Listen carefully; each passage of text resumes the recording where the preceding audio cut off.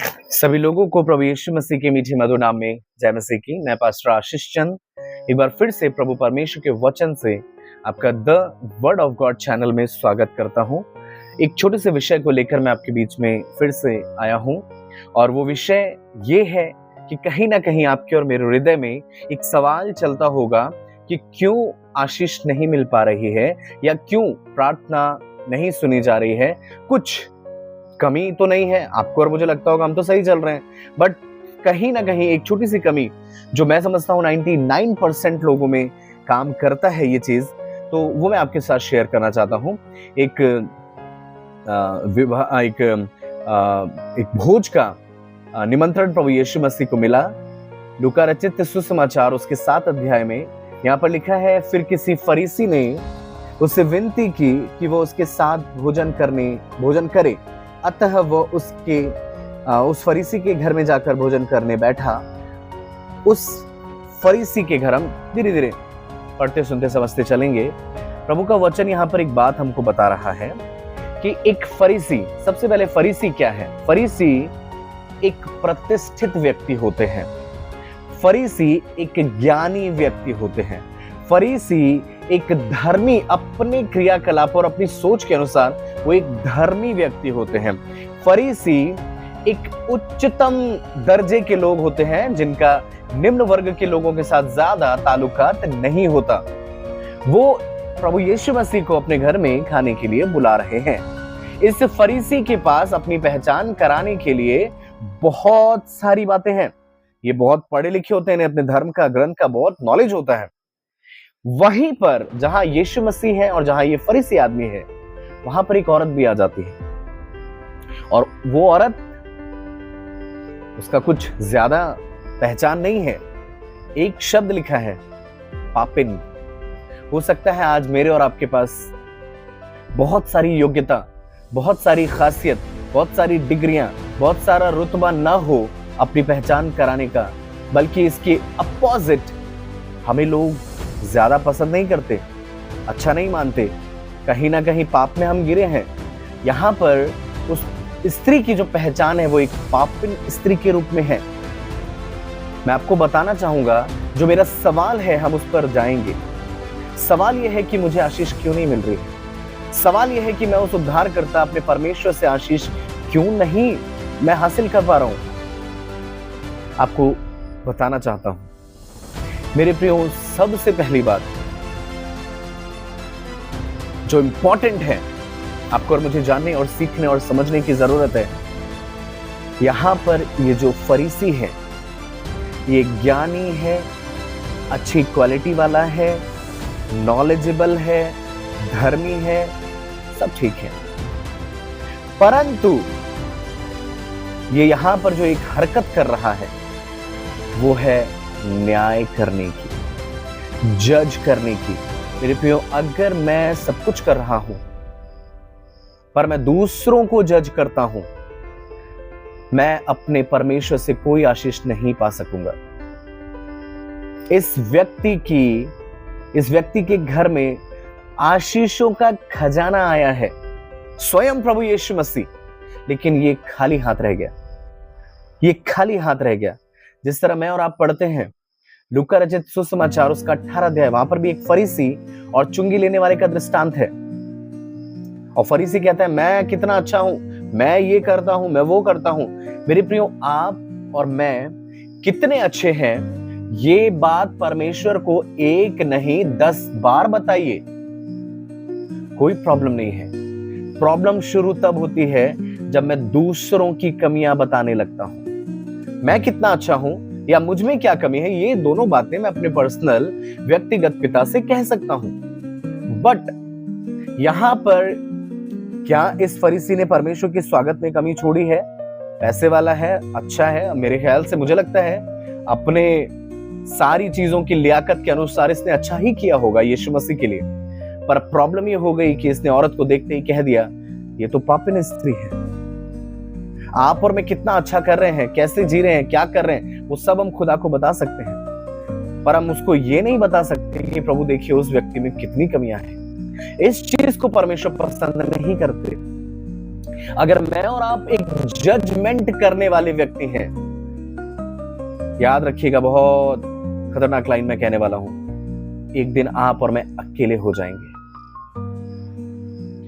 मैं किसी को भी देखकर सर से लेकर पैर तक ये बता देता हूं कि ये कैसा है, इसमें तो ये कमी है, इसकी तो ये चीज अच्छी नहीं, इसकी तो ये आदत अच्छी नहीं, इसकी तो ये बात ठीक नहीं।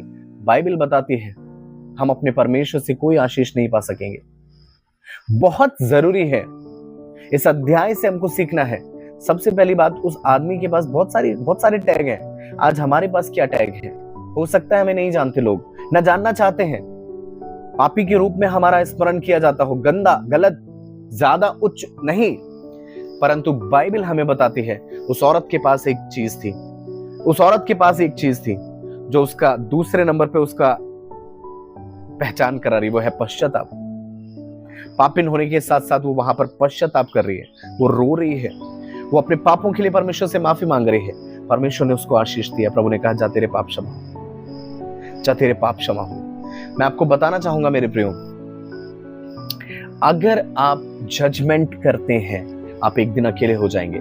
आप कितने अच्छे हैं ये प्रभु को बताइए, पर दूसरों की कमियां परमेश्वर को ना बताएं, दूसरों में कमियां ना ढूंढें। प्रभु के दास गुड्डू जेम्स गाना गाते हैं, आप लोगों को शायद पता होगा, पड़ोसी से उल्फत तुम्हें है नहीं जब, खुदा से मोहब्बत निभाओगे कैसे। और बहुत ढूंढते हो कमी दूसरों में, तो अपनों की कमियां छुपाओगे कैसे। बहुत जरूरी है, बहुत जरूरी है, कमियां ढूंढना बंद करें, न्याय करना बंद करें, अपने आप को अच्छा समझना बंद करें, दूसरों को नीचा समझना बंद करें, जजमेंट करना बंद करें। प्रभु चाहते हैं कि आप आशीषों को, यहां पर मैं जब इस बात को देख रहा था, प्रभु के किसी दास ने, मुझे एक बात याद आ रही है, प्रभु के एक दास ने कहा, उनका नाम मिस हो रहा है, लेकिन उन्होंने कहा, अगर आप तेज चलना चाहते हैं, बहुत सुंदर लाइन है, अगर आप तेज चलना चाहते हैं तो अकेले चलिए, और अगर आप दूर तक चलना चाहते हैं तो किसी को साथ लेकर चलिए। बहुत जरूरी है, अगर आप तेज चलना चाहते हैं तो अकेले चलिए, बट आप दूर तक जाना चाहते हैं तो किसी को साथ लेके मैं और आप तभी चल पाएंगे जब 24 घंटे मुझे उसमें कमियां नजर आना बंद हो जाए। क्योंकि मेरा तो व्यवहार ये है कि मैं देखते कहता हूं, ये अच्छा नहीं है, इसमें तो ये बात ठीक नहीं है, इसके अंदर ये आदत खराब है। बाइबल हमको बताती है ये व्यवहार, ये रवैया आपको और मुझको हमारी आशीषें नहीं पाने देगा। आप देखेंगे, सुनेमनी के घर में खाना खाया गया, उसको आशीष मिल गई। जक्कई के घर में खाना खाया गया, यीशु मसीह ने खाना खाया, उसको आशीष मिल गई। आप जब देखेंगे सारपत की विधवा के घर में एलिया ने खाना खाया, उसको आशीष मिल गई। पर एक ये बेचारा, आशीषों का खजाना इसके घर में होने के बावजूद इसको प्रभु परमेश्वर से कुछ नहीं मिला। उसका कारण ये था क्योंकि ये जजमेंट करने वाला व्यक्ति है। दूसरों को देखते ही, प्रभु के दास गुड्डू जेम्स ही एक बात कहते हैं कि कुछ लोग तो मीटर लेके घूमते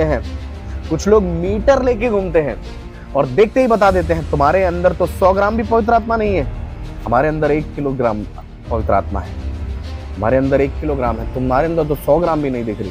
कहने का मतलब, लूका 18 में जब आप पढ़ेंगे वहां पर भी यही है। गाड़ी तब तक बहुत अच्छी चल रही थी जब तक कि वो फरीसी अपनी तारीफ कर रहा था। कीजिए प्रभु से, राजा हिजकिय्याह क्या कह रहे हैं, प्रभु याद कर कि मैं कैसे तेरे साथ ईमानदारी से चला हूं। आप परमेश्वर के साथ कैसे हैं, ये परमेश्वर को बताने में कोई गलती, कोई पाप नहीं है। गलत और पाप तब शुरू हो जाता है जब मैं दूसरों की कमियां प्रभु को बताने लगता हूं, जब मैं दूसरों की कमियां अपने आप देखने लगता हूं। मेरे प्रियो, जजमेंट डे बहुत दूर है। जजमेंट डे केवल प्रभु परमेश्वर यीशु मसीह के हाथ में है। आपको और मुझे कोई अधिकार नहीं। यशायाह कहता है, हाय उस मनुष्य पर जो घर से घर मिलाता है, हाय उस मनुष्य पर जो खेत से खेत मिलाता है, हाय उस मनुष्य पर जो सच को झूठ बनाने में लगा रहता है, हाय उस मनुष्य पर जो सुबह सुबह उठकर दारू पीता है। ठीक है, सारी चीजें ठीक है, पर जैसे ही प्रभु परमेश्वर का साक्षात्कार हुआ, यशायाह 6 अध्याय में कहता है, हाय मुझ पर, क्योंकि मैं अशुद्ध होठ वाला मनुष्य हूँ। दूसरों का आकलन करने से पहले मैं स्वयं को जांचूं। और दूसरी बात, दूसरों को आकलन करने का अधिकार प्रभु ने हमें नहीं दिया है। जजमेंट करना, न्याय का दिन केवल प्रभु परमेश्वर के हाथों में। बहुत बड़ा कारण है कि हम आशीष नहीं पाएंगे। शिमोन के घर में यीशु मसीह गया है, क्या मौका है उसके पास, क्या नहीं पा सकता था वो, पर कुछ नहीं पा सका, सिर्फ अपने इस रवैये के कारण कि उसने दूसरे को देखकर कहा ये तो पापी है। आज मैं और आप अगर अपनी जिंदगी में बहुतों को देख करके कमियां निकालना शुरू कर देते हैं, दूसरों को देखकर तुरंत हम उसके पाप गिनना शुरू कर देते हैं, दूसरों को देखकर हम तुरंत ये कहना शुरू कर देते हैं हमें तो इसके बारे में सब पता है। बाइबल बताती है आप प्रभु के प्रशंसक हैं, प्रभु के साथ चलने वाले हैं या प्रभु के मानने वाले हैं, आप उससे कुछ नहीं पा सकेंगे, क्योंकि आपने इस रवैये को अपनाया है जो प्रभु परमेश्वर कभी पसंद नहीं करता। प्रभु परमेश्वर, बाइबल कहती है दोष मत लगाओ कि तुम पर भी दोष ना लगाया जाए, जिस नाप से तुम नापते हो उसी नाप से तुम्हारे लिए भी नापा जाएगा। एक बहुत बड़ी रुकावट और बहुत बड़ा सवाल, क्या आज इसी कारण से मैं मेरी आशीषों से तो दूर नहीं हूं? बहुत बड़ा सवाल है। प्रभु करे कि हम इन बातों को समझें, प्रभु करे कि हम इन बातों को समझें। मेरे प्रियो, बताना चाहूंगा, यहां पर लिखा है फरीसी ने मन ही मन सोचने लगा। कई बार आप किसी के मुंह पे नहीं कहते, कई बार कोई आपके मुंह पर नहीं कहता, पर मन ही मन हम उसको नीचा सोच लेते हैं, मन ही मन हम उसको जजमेंट कर देते हैं। बाइबल बताती है ऐसा ना करें। आशीष चाहिए, प्रभु से आप अपनी खासियत, अपनी क्वालिटी बता सकते हैं, बट दूसरा क्या कर रहा है, दूसरे के अंदर क्या कमी है, ये परमेश्वर पसंद नहीं करते। प्रभु आप लोगों को बहुत तैत से आशीष करें और हमेशा हमेशा आपके हर कार्य, आपकी हर प्रेजेंटेशन, आपकी उपस्थिति, सब कुछ नकार दिया जाएगा, गलत साबित कर दिया जाएगा, ठुकरा दिया जाएगा अगर आप दूसरों को जज करें, अगर आप दूसरों में कमियां निकालते हैं। फिलिपियों 2:3 में लिखा है, विरोध या झूठी बढ़ाई के लिए नहीं, पर एक दूसरे को अपने से अच्छा समझो। बहुत जरूरी है कि आज के इस वचन को समझना जरूरी है। अगर आशीषों को पाना है, जजमेंट करना बंद करें, अपने आप को उच्च समझना बंद करें। प्रभु आपको बहुत तैत से आशीष दे। सब